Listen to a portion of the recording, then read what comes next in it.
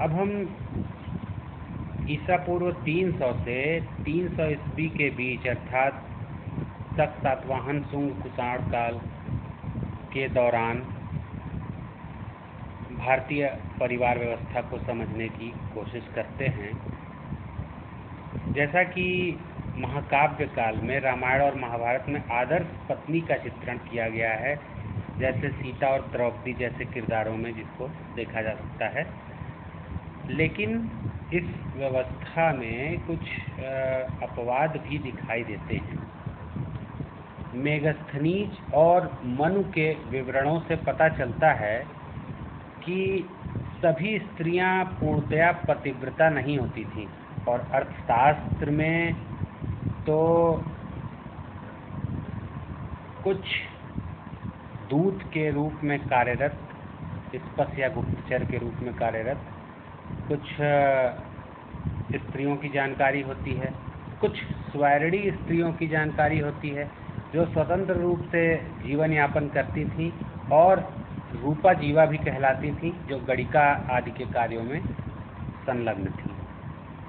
जातकों में भी यत्र तत्र ऐसे दृष्टांत मिल जाते हैं जिनसे यह ज्ञात होता है कि समाज में ऐसे परिवार थे जिनमें विवाहित स्त्रियों में आदर्श स्वामी भक्ति का अभाव था। मेगस्थनीज का मानना था कि अनेक व्यक्ति एक से अधिक स्त्रियों से विवाह करते थे, जिनके प्रयोजन भिन्न भिन्न होते थे। कुछ का प्रयोजन तो यह होता था कि वह उस स्त्री की सहायता कर सकें, तो कुछ संतानोत्पत्ति के निमित्त, तो कतिपय अन्य भोग विलास मात्र के लिए ऐसा कार्य करते थे। हालांकि इसमें पति के वर्ण की ही पत्नी थी अगर होती थी तो उसको कुछ विशेषाधिकार प्राप्त हो जाते थे। समाज में बहुविवाह की व्यवस्था होने के चलते भी कुछ पत्नियों का तिरस्कार भी किया जाता था। इससे पारिवारिक जीवन में उथल पुथल के दृश्य दिखाई देते हैं, जैसा कि महाभारत में हम देख सकते हैं। इसी महाभारत से यह पता चलता है कि कभी कभी सामान्यतया नहीं, विशेष परिस्थितियों में ही एक स्त्री के एक से अधिक पति होते थे, जैसे द्रौपदी के 5 पति थे। किंतु यह बहुपति की प्रथा समाज में अच्छी नहीं मानी जाती थी। मनु ने पूर्वोक्त धर्म सूत्रों में उद्धृत 8 प्रकार के विवाहों का उल्लेख किया है। इनमें साधारणतया ब्रह्म, दैव, आर्ष और प्रजापत्य को, जो कि ऊपर के 4 विवाह होते थे, उनको धर्म सम्मत माना जाता था, और जबकि नीचे के जो 4 विवाह थे, जो असुर, गंधर्व, राक्षस और पिशाच विवाह, इसको धर्म विरुद्ध माना जाता था। तो कुल मिलाकर यह कहा जा सकता है कि इस काल में श्रेष्ठ विवाह वे ही समझे जाते थे जो माता पिता द्वारा नियत किए जाते थे। इस काल में एक विशेष स्थिति दिखाई पड़ती है कि कन्याओं का विवाह प्रायः अल्प अवस्था में ही किया जाने लगा। अल्पायु में विवाह होने से उनकी शिक्षा और संस्कृति का स्तर भी निम्न हो गया, इसलिए परिवार में उनकी स्थिति और पहले की अपेक्षा गिरी हुई दिखाई देने लगती है। पति पत्नी के संबंधों की बात की जाए तो इस काल में मनुस्मृति में नारी के चित्रण के आदर्श की अवस्था चित्रित की गई हुई मिलती है, जहाँ लिखा है यत्र नार्यः पूज्यन्ते रमन्ते तत्र देवता, अर्थात जहाँ नारी का सम्मान होता है, आदर होता है, वहाँ देवताओं का निवास होता है। और यह भी इसमें कहा गया है कि राजा को ऐसे पति को दंड देना चाहिए जो पतिव्रता स्त्री का अकारण परित्याग कर दे।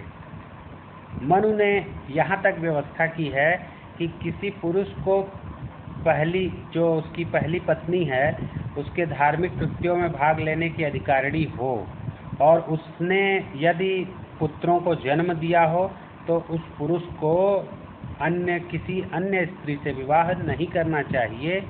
यदि पत्नी उसी वर्ण की हो जिसका पति है, तो वह अपने पति की धार्मिक कृत्यों में सहायता कर सकती है। ऐसी पत्नी का पति को भी निरादर नहीं करना चाहिए और पति को केवल उसी अवस्था में ऐसा होने पर दूसरा विवाह करना चाहिए जब उसकी प्रथम पत्नी इस बात से सहमत हो। मनु का मानना था कि हिंदू विवाह संस्कार में विवाह विच्छेद संभव नहीं है, तलाक का अधिकार के हिमायती नहीं थे। यदि पत्नी कोई भी अप्रिय बात कहे तो पति उसे छोड़ सकता है, किंतु पत्नी को गुणहीन पति की भी देवता की भांति पूजा करनी चाहिए। मनुस्मृति के उल्लेखों से इतना अवश्य संकेत मिल जाता है कि इस समय परिवार में, समाज में पत्नी की स्थिति पति की अपेक्षा बहुत हीन थी। कौटिल्य ने भी पति और पत्नी की परिवार में समान स्थिति बताई है और कौटिल्य कहता है कि किसी स्त्री को विशेष परिस्थिति में ही अपने स्वामी को त्यागने की अनुमति दी जा सकती है। वह विशेष परिस्थितियां क्या थी? वह थी कि यदि किसी स्त्री का पति दुष्चरित्र हो गया हो, या उसे जाति से निकाल दिया गया हो, या फिर वह नपुंसक हो, तो वह स्त्री जो है अपने उस पति को त्याग सकती है। मनु ने भी गृहस्थ के दैनिक कर्तव्यों में पंच महायज्ञों का उल्लेख किया है। मनुस्मृति में यह व्यवस्था दी गई है कि पति और पत्नी को ऋषियों, देवताओं, पितरों, गृह देवताओं की पूजा करने और अतिथियों और सेवकों को भोजन कराने के बाद ही भोजन करना चाहिए। मनु कहते हैं कि पति पत्नी को एक दूसरे के प्रति आजीवन भक्ति प्रदर्शित करना चाहिए। मनु का यह भी मानना है कि पति को केवल अपनी पत्नी के प्रति ही अनुरक्त रहना चाहिए। उनका मानना था कि जिस कुल में पति पत्नी से संतुष्ट हो और पत्नी पति से संतुष्ट हो, तो निश्चय ही उस कुल का नित्य कल्याण होता है। महाभारत में भी पत्नी की स्थिति, स्त्री की स्थिति उच्च दिखाई गई है। इसमें लिखा है कि जिस स्त्री का हाथ विवाह में स्वीकार किया जाए उसके साथ सदा ही दयालुता का व्यवहार करना चाहिए और जो प्रिय हो वो उसे देना चाहिए। उसके सास, ससुर और जेठ को भी उससे प्रेम करना चाहिए, क्योंकि वह संतान को जन्म देती है जिस पर समाज का कल्याण निर्भर है। पत्नी पति की अर्धांगिनी है, उसकी सच्ची मित्र है, वह धर्म, अर्थ और काम की स्रोत है और पति मोक्ष की प्राप्ति भी उसी के द्वारा ही कर सकता है। किसी भी व्यक्ति को क्रोध में पत्नी की इच्छा के विरुद्ध कुछ नहीं करना चाहिए, क्योंकि परिवार का सुख, हर्ष और प्रसन्नता उसी पर निर्भर है। भीष्म ने भी शांति पर्व में इसी प्रकार के विचार व्यक्त किए हैं। उनके अनुसार पति को अपने भाइयों, पुत्रों, पुत्री और अपने नौकर से भी कभी झगड़ा नहीं करना चाहिए।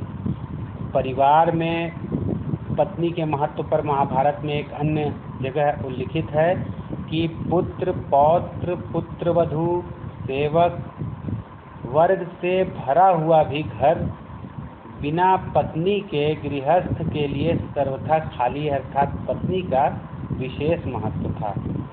बिना पत्नी के घर सुनसान है। यद्यपि मनु का मानना था कि जब तक पति जीवित है पत्नी उसकी आज्ञा का पालन करेगी और पति की मृत्यु के पश्चात भी उसके प्रति ही भक्ति भाव रखेगी, क्योंकि मनु का मानना था कि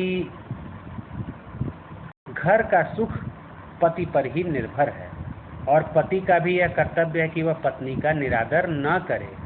मनु यह भी कहते हैं कि पत्नी को घर के प्रत्येक कार्य की देखभाल स्वयं करना चाहिए, उसके घर की आय और व्यय का हिसाब रखना चाहिए, भोजन बनाना चाहिए और प्रत्येक वस्तु स्वच्छ और यथास्थान रखना चाहिए और सभी धार्मिक कृत्य करने चाहिए।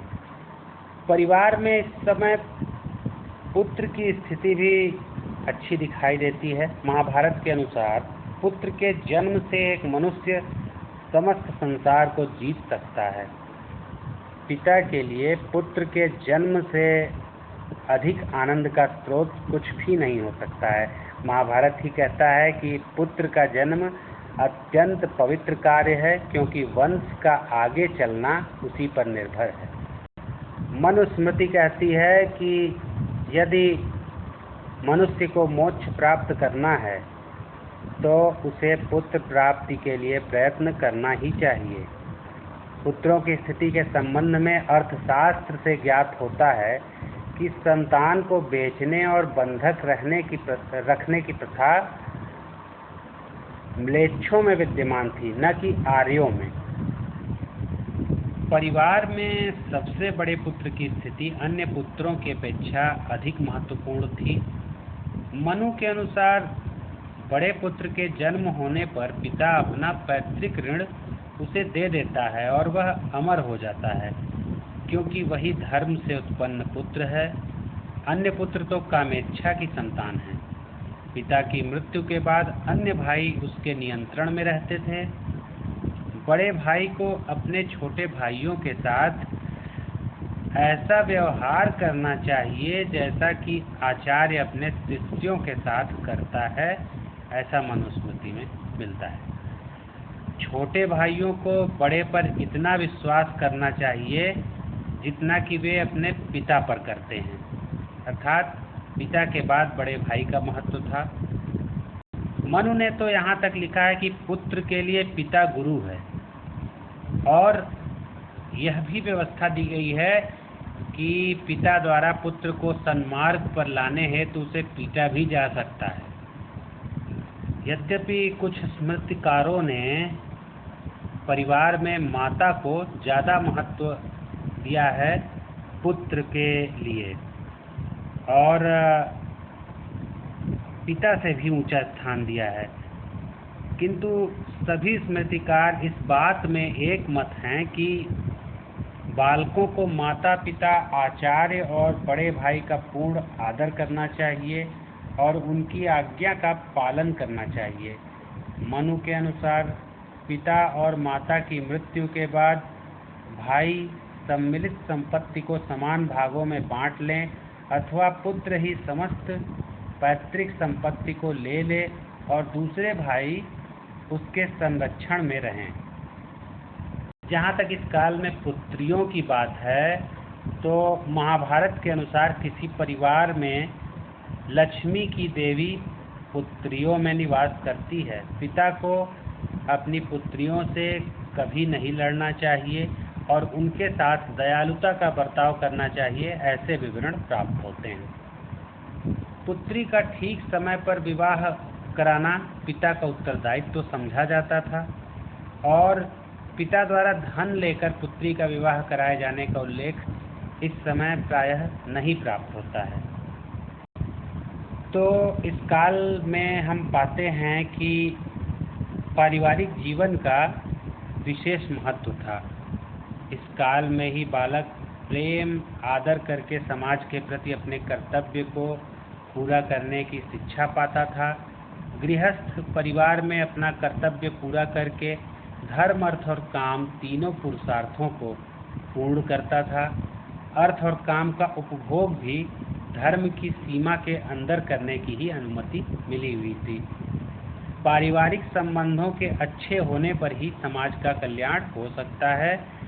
इसी सिद्धांत के महत्व को समझकर ही अशोक ने अपने शिलालेख में, जो उसका 9वां शिलालेख है, उसमें पारिवारिक संबंधों को ठीक रखने पर इतना बल दिया है। उसने आदेश दिया है कि सबको माता पिता, अध्यापकों और अवस्था और पद में जो भी बड़े व्यक्ति हों उनका उचित आदर सम्मान करना चाहिए, और जो उसके धम्म के उपदेश मिलते हैं उनमें भी इसकी पुष्टि होती है, जिसमें कहता है वह अपासिनवे बहुकयाने दया दाने सचे सोचे साधवे माधवे च ठेर सुसुसाम सेवा सुसुसाम गुरुणाम अपचिति आदि शब्दों से वह अपनी भावनाओं को व्यक्त करता है। तो वहाँ भी पारिवारिक जीवन की उत्कृष्ट अवस्था को हम देख सकते हैं, समाज में परिवार के विभिन्न घटकों के बीच क्या संबंध था उसको समझ सकते हैं।